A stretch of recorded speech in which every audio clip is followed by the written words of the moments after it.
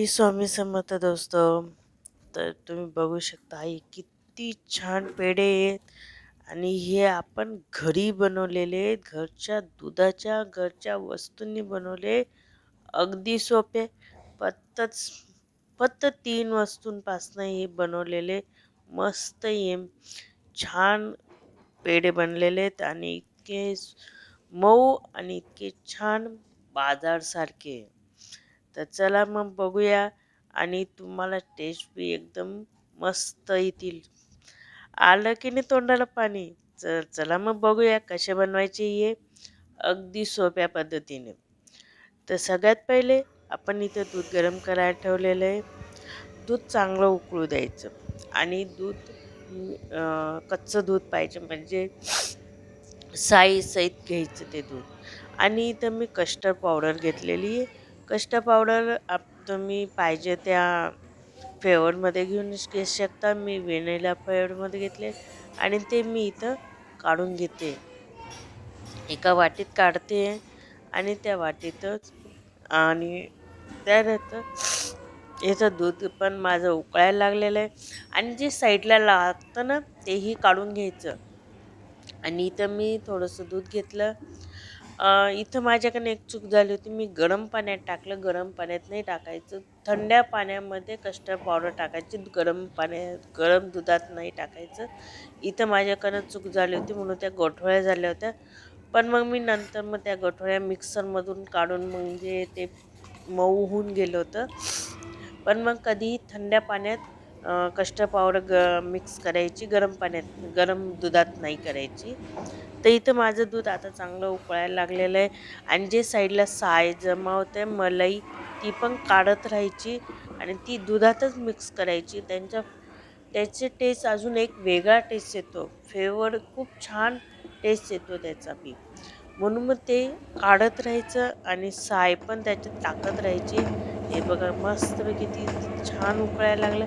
माझं जवळजवळ हे 1 लिटर दूध होतं. जवळजवळ बरंच अर्धा लिटर दूध झालेलं आहे.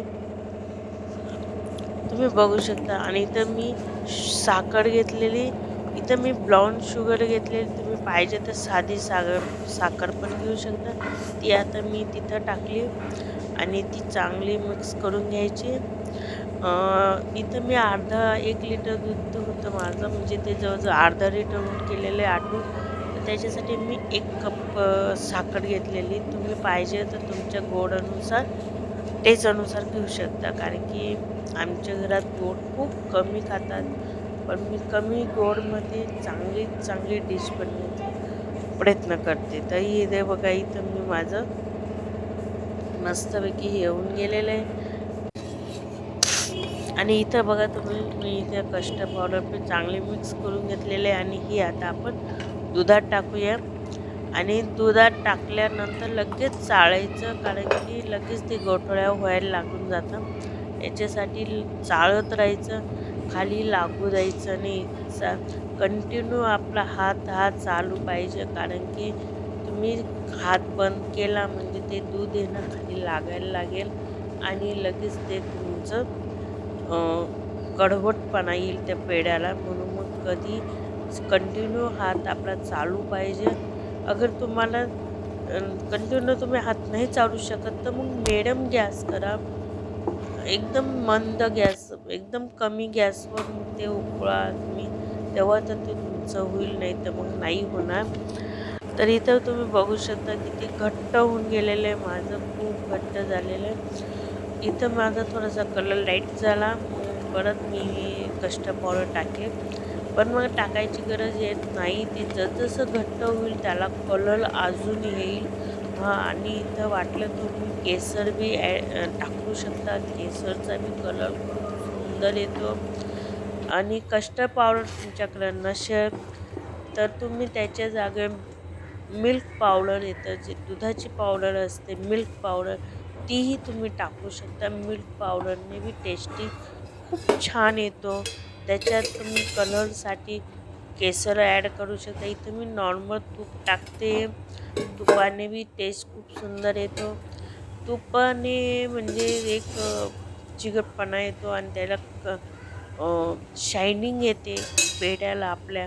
त्याच्यासाठी थोडंसं नॉर्मल तूप टाकायचं असतं. मी 1 चम्मच तूप टाकलं होतं आणि त्यानंतर मी आता पूर्ण आटून घ्यायचं ते आणि ते पाणी पूर्ण येऊ द्यायचं. म्हणजे एवढं कोरडं करायचं की आपला हाताला लागायला नको एवढं कडक करायचं. पूर्ण हे करायचं. तर इथं माझं जवळ बघा बघू शकता तुम्ही की किती छान झालेलं आहे. हे बघा एवढं घट्ट होऊन गेलेलं आहे आणि हे मी अ, मस्तपैकी आता असं होऊ देईल. हे बघा मस्तपैकी झालेलं खूप सुंदर झालेलं आहे. खूप छान झालेला आहे पेढा आपला आणि जी मला कंडिशन पाहिजे होती, जी हे पाहिजे होतं ते बरोबर त्याला आलेलं आहे आणि ह्या स्टेजवर आपल्याला कंटिन्यू हात चालू पाहिजे आणि इथं आहे ना गॅस पूर्ण कमी गॅसवर या स्टेजवर करायचं कारण की ते ह्या स्टेजवर काडी लागायचं खूप चान्स जास्त असतो. म्हणून मग आता तुम्ही ते अगदी कमी गॅसवर तुम्ही चालू करा आणि इथं गॅस कमी ठेवा आणि कंटिन्यू हात तुमचा चालू ठेवा.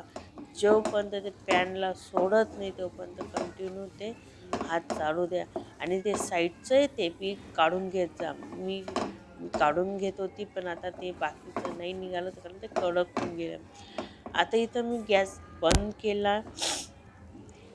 केला आणि आता थोडंसं थंड होऊ दिलं मी आणि ते आता हाताने मिक्स करेल. हे बघा तुम्ही बघू शकता मस्तपैकी ज्या आपल्याला पाहिजेल ती टेस्ट हे आलेलं आहे, फ्लेवर आलेला आहे आणि कलर बी बघा तुम्ही किती छान होऊन आलेला आहे. तर हे बघा आता मी हे ना आता हाताने हात लावून बघेल, हाताला अजिबात चिटकत नाही आहे. एकदम मस्तपैकी झालेलं आहे. हां, नॉर्मल थोडंफार अगर हाताला तुमच्या लागत असेल तर तुम्ही तूप हाताला लावून मग ते गोल करू शकता. आता मी हे बघा एक मस्तपैकी हातानेच ते थोडंसं मळेल, थोडंसं मऊ करेल आणि मग त्याचे आपण पेढे बनवूया. पेढे तुम्ही तुमच्या पाहिजे त्या आकारात बनवू शकता. गोल, चौकोनी, षटकोनी आता भरपूर प्रकारचे येतात. साचे येतात पेढ्यांचे, त्या साच्याने बी तुम्ही बनवू शकता. आता माझ्याजवळ साचे वगैरे काहीच नाही आहे म्हणून मी हे हातानेच बनवेल. हे बघा मस्तपैकी आपले झालेले आहेत पेढे खूप छान झाले. आमच्या घरात सगळ्यांना खूप आवडले पेढे. हे बघा आणि ते थोडंसं मी हे आकार देण्यासाठी थोडंसं नॉर्मल प्रेस करते ज्याच्याकडून तिथं एक आकार येईल आणि एक हे येईल आणि इथं तुम्ही पाहिजे तर तुम्ही डेकोरेशन करू शकतात.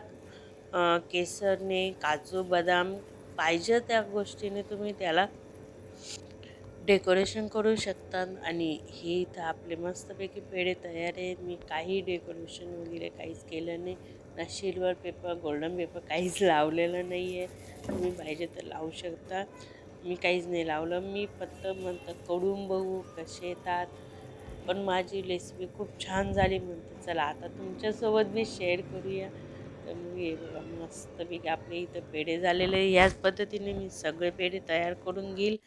इथे आपले सगळे पेढे तयार आहेत. बघू शकता तुम्ही किती सुंदर आणि किती छान झालेले आहेत. तर चला मी आता एक थोड्या वेळ मी फ्रीजमध्ये ठेवले सेट व्हायला आणि नंतर हे बघा मस्तपैकी हे बघा किती छान झालेले आहेत आपले.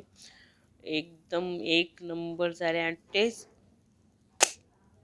टेस्ट तुम्ही लोका विचारा. खूप सुंदर टेस्ट पण झालेला आहे आणि खूप सुंदर झालेले आहेत. मी लगेच खाऊन पाहिला.